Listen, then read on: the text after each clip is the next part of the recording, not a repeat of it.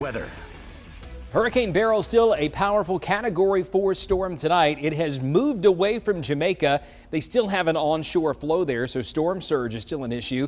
This will pass just south of the Cayman Islands early Thursday and end up crossing the rest of the Caribbean here, ending up in Mexico around 7 o'clock Friday morning as a Category 1 hurricane. Now, that's likely to come in a little south of Cancun and Cozumel. They will have some storm surge and some rough surf here, but I think the worst of the storm is going to pass by those typical vacation locations in the Yucatan Peninsula. Beyond that, what happens once this gets in the Gulf of Mexico is it weakens a bit as it initially gets torn apart by the Yucatan Peninsula, and then there is a chance it could reach hurricane status again just before landfall either late Sunday night or early Monday morning in far northeastern Mexico or deep south Texas. But what does that mean for us? Well, not a whole lot here in central Alabama, but if you know someone who's at the beach in Gulf Shores, Orange Beach, Destin, Pensacola, Fort Walton, Panama City, Mexico Beach, there will be a lot of rough surf that's generated from this storm over the southern Gulf that radiates outward. So that's why we have a high risk of dangerous rip currents in Alabama and northwest Florida.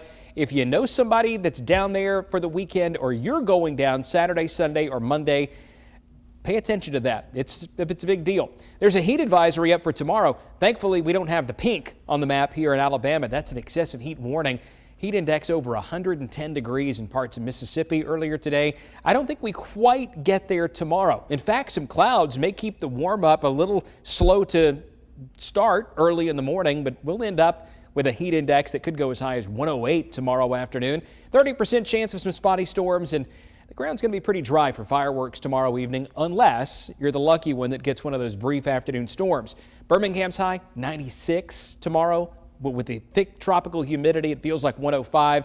Even tomorrow morning, not feeling great, only 78 degrees. And then by fireworks time, we may be seeing a distant storm or two from Birmingham, but I think a better chance of a storm would be closer to Lake Guntersville, Sand Mountain, Lookout Mountain, places like that late tomorrow afternoon and tomorrow evening, and then maybe a few down to the south as well. But there's just not a lot of rain to be had on Thursday. Friday's a different story. Look at this. Even early in the day, we already have some thunderstorms ongoing, and some of these could be fairly heavy.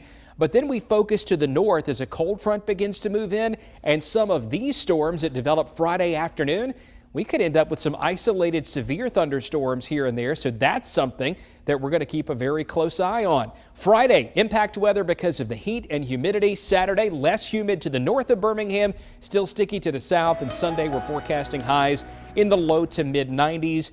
Into next week, a better chance of scattered storms will help to break the heat even more. Julian? Next.